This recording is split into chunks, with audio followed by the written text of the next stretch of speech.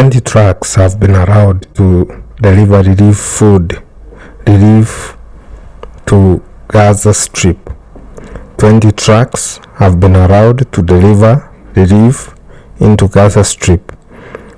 These 20 trucks were allowed to pass the lava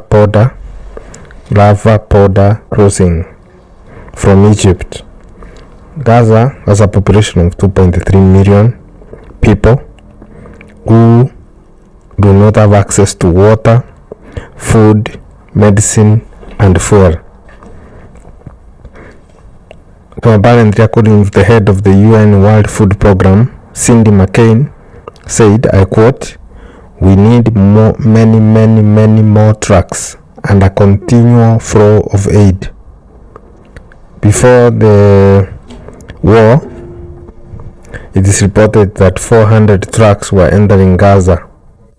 So, according to Hamas, over 100 trucks daily are needed to cover urgent needs.